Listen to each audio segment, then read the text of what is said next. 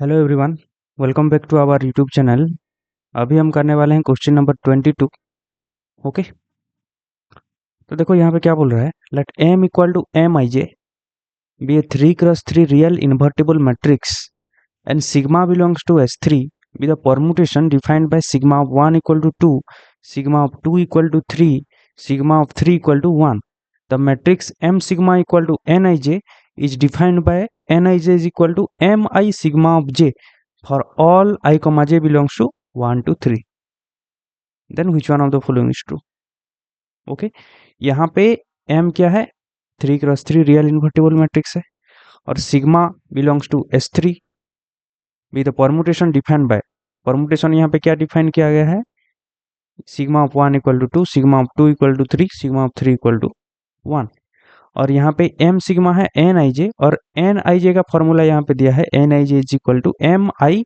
यहाँ पे आई है, आई यहाँ पे भी रहेगा, लेकिन यहाँ पे जे है, यहाँ पे जे हो जाएगा सिग्मा ऑफ जे। ओके, तो यहाँ पे देखो m और m सिग्मा का डिटर्मिनेंट के बारे में यहाँ पे पता करना है हमको, उनका बीच में रिलेशन क्या है।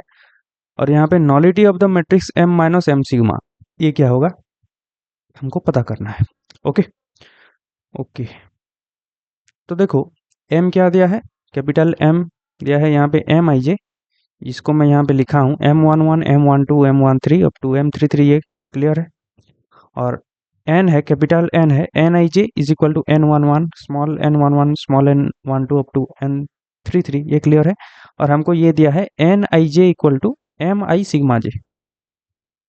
ओके, तो देखो इसको मैं, मतलब यहाँ पे आई है तो m में भी आई रहेगा, यहाँ पे n में j है तो यहाँ पे सिग्मा j हो जाएगा।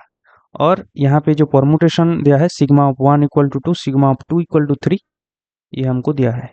देखो सिग्मा ऑफ 1 2 हो रहा है, सिग्मा ऑफ 2 3 हो रहा है, सिग्मा ऑफ 3 1 हो रहा है। ओके, तो इसको मैं क्या करूँगा, इन टर्म्स ऑफ m में लिखूंगा, तो ये क्या बनेगा n11 हो जाएगा m। देखो यहाँ पे 1 है तो यहाँ 1 रहेगा, और j में 1 है तो ये सिग्मा ऑफ 1 होगा। ओके, सिग्मा ऑफ 1 क्या है? 2 है, तो m12, ठीक है। तो ये बनेगा m11 रहेगा, सिग्मा ऑफ 2 3। ओके, अब ये बनेगा n, यहाँ पे 1 है तो 1 रहेगा, सिग्मा ऑफ 3 कितना है? 1। ओके, ये m11। ओके, यहाँ पे क्या होगा? यहाँ पे m21 है तो यहाँ पे m22 रहेगा, सिग्मा ऑफ 1 2। ओके, और यहाँ पे हो जाएगा m23, यहाँ पे हो जाएगा, इस तरह चलेगा ये m21। ओके, यहाँ पे हो जाएगा m32, यहाँ पे हो जाएगा m33, यहाँ पे हो जाएगा m31। ओके ओके, कैसे करना है? m में 1 है तो n, ओके m में 1 है तो यहाँ पे भी 1 होगा। ओके, और जब j, n में जब j होगा तो m में क्या होगा? सिग्मा ऑफ j होगा। ओके, तो ये बनेगा, क्लियर है। अब m और m सिग्मा, m और m सिग्मा के बीच में रिलेशन देखो, ये n नहीं है ना, ये m सिग्मा है। Okay, m sigma equal to m sigma. तो देखो ये हो गया m का कॉलम 1, ये हो गया कॉलम 2, ये कॉलम 3। ओके, देखो m सिग्मा में, देखो m सिग्मा में यहाँ पे है m12, m22, m31, m32, ये क्या है? ये है 1 2 2 2 एंड 3 2, 1 2 2 2 3 2, ये कॉलम 2 है।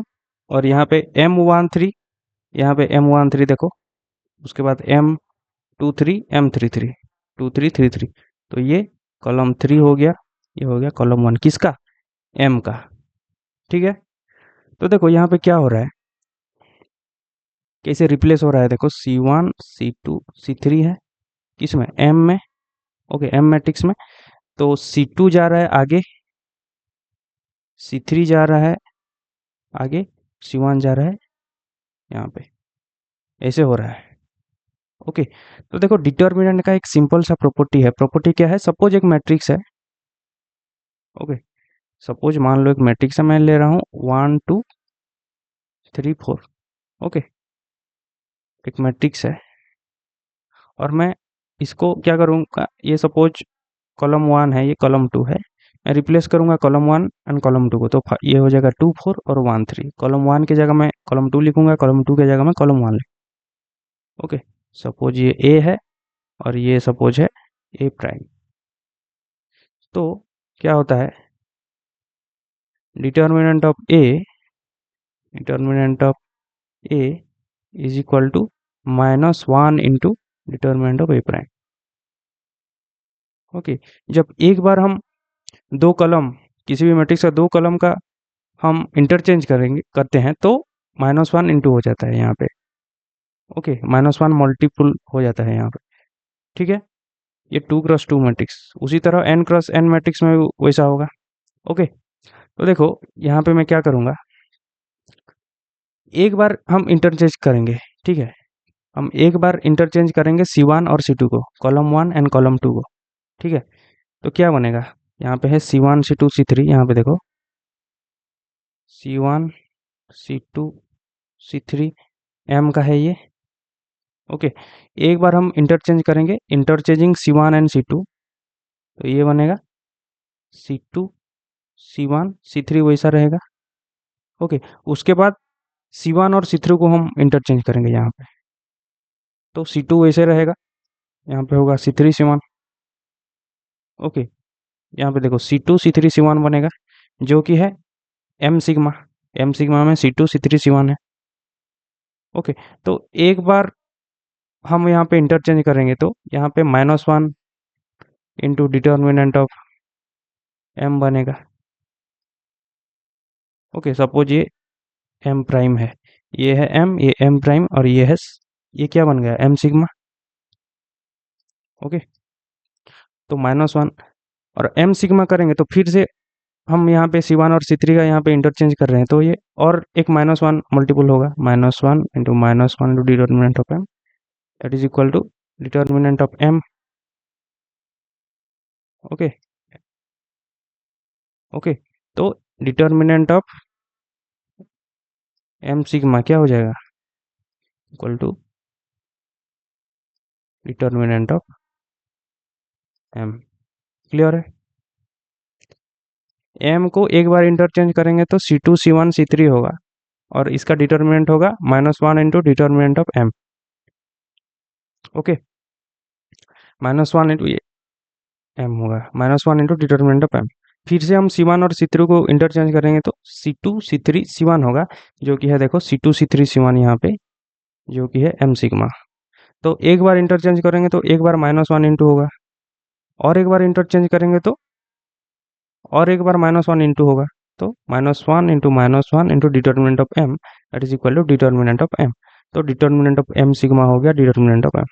क्लियर है, दोनों का डिटर्मिनेंट सेम है, तो ऑप्शन बी को हम डिस्कार्ड करेंगे क्योंकि minus into determinant of f sigma है। ऑप्शन डी को भी हम डिस्कार्ड करेंगे। अब आया बात m माइनस m सिग्मा का नलिटी क्या होगा। Okay, m minus m sigma, m क्या है, 3×3 इन्वर्टिबल मैट्रिक्स है। तो सपोज हम एक मैट्रिक्स लेते हैं, सपोज m इक्वल टू हम क्या लेंगे, 3×3 का आइडेंटिटी मैट्रिक्स लेते हैं। ओके, ये हो गया 1 0 0 0 1 0 0 0 1, ये लेंगे तो हमारा कैलकुलेशन इजी होगा, इसीलिए मैं ये ले रहा हूँ। ओके, तो m सिग्मा क्या हो जाएगा, m सिग्मा क्या है, ये C1 C2 C3 है, तो m सिग्मा में क्या हो रहा है, C2 C3 C1। ओके, तो C2 में क्या है, 0 1 0, तो ये 0 1 0, और C3 में 0 0 1 0 0 1, और C1 में 1 0 0, ये हो गया m सिग्मा। ओके, तो m माइनस m सिग्मा करते हैं, क्या होगा, 1 माइनस 0 1 0 माइनस 0 0 0 माइनस 1, यहाँ पे 0 माइनस 1 -1, और 1 माइनस 0 1 0 माइनस 0 0, यहाँ पे 0 माइनस 0 0 0 माइनस 1 -1 एंड 1 माइनस 0 1। तो इसका हमको पता करना है नॉलिटी। तो नॉलिटी का फॉर्मूला क्या होता है? नॉलिटी इक्वल टू होता है number of column minus rank. Okay, ये होता है नॉलिटी का फॉर्मूला। देखो इसका हम डिटर्मिनेंट निकालेंगे, determinant of m minus M sigma. तो ये क्या होगा? 1 इंटू हो जाएगा 1 माइनस 0 प्लस 1 इंटू माइनस 0, हाँ यहाँ पे 0 माइनस 1। तो ये बनेगा 1 माइनस 1 इज इक्वल टू 0। देखो इसका डिटर्मिनेंट हो गया 0। ओके, इसका डिटर्मिनेंट हो गया 0। इसका मतलब ये 3 क्रॉस 3 मैट्रिक्स है, इसका रैंक कभी भी 3 नहीं होगा। Okay, rank not equal to 3, क्योंकि डिटर्मिनेंट 0 हो गया। इसका मतलब रैंक कभी भी 3 नहीं होगा, 3 से कम होगा। ओके, सपोज मान लो रैंक रैंक 3 नहीं होगा, तो रैंक नॉट इक्वल टू 3। तो यहाँ पे नंबर ऑफ कॉलम क्या है? नंबर ऑफ कॉलम है 3। जब हम 3 माइनस रैंक 3 होता तो 3 माइनस 3 करते तो 0 होता, ये नलिटी बनता। लेकिन यहाँ पे रैंक 3 नहीं होगा, इसका मतलब नॉलिटी कभी भी 0 नहीं होगा। तो नॉलिटी नॉट इक्वल टू 0, क्योंकि रैंक नॉट इक्वल टू 3 है। ओके, तो यहाँ पे ऑप्शन में क्या दिया है? नॉलिटी इक्वल टू 2 दिया है, या तो 0 होगा या तो 1 होगा, ऑप्शन में ये दिया है। लेकिन रैंक 3 नहीं होगा, इसका मतलब नलिटी भी कब 0 नहीं होगा। तो जहाँ पे 0 है उसको हम डिस्कार्ड कर सकते हैं, ऑप्शन ए को हम डिस्कार्ड कर सकते हैं, क्योंकि यहाँ पे नॉलिटी 0 दिया है, जो कभी नहीं हो सकता, क्योंकि rank of m minus M sigma not equal to 3। इसका मतलब नॉलिटी कितना होगा? 1 होगा। यहाँ पे ऑप्शन में 2 ही दिया है, 0 और 1, तो 1 होगा। तो option C is the correct answer. Okay, option C is the correct answer. ये तो ऑप्शन से हम पता किए हैं, ठीक है। और तुम चाहते हो तो क्या कर सकते हो, यहाँ पे ये जो है m माइनस एम सिग्मा का इसका रैंक निकालो। ओके, रैंक आएगा कितना? 2। तुम खुद यहाँ पे निकाल सकते हो। यहाँ पे 1 है, या इसको इसको 0 करोगे, उसके बाद इसको 0 करोगे और इसको 0 करोगे, तो रैंक आएगा 2। तो 3 माइनस 2 हो जाएगा नॉलिटी 1, ठीक है। Nullity is equal to 3 minus 2 is equal to हो जाएगा 1। ओके, लेकिन यहाँ पे हमको ऑप्शन से पता चल रहा है कि नॉलिटी 1 होगा, क्योंकि 2 ऑप्शन दिया है, 0 और 1, तो 0 तो कभी हो नहीं सकता, तो 1 ही होगा। Okay, so option C is the correct answer. Thank you, मिलते हैं नेक्स्ट वीडियो में।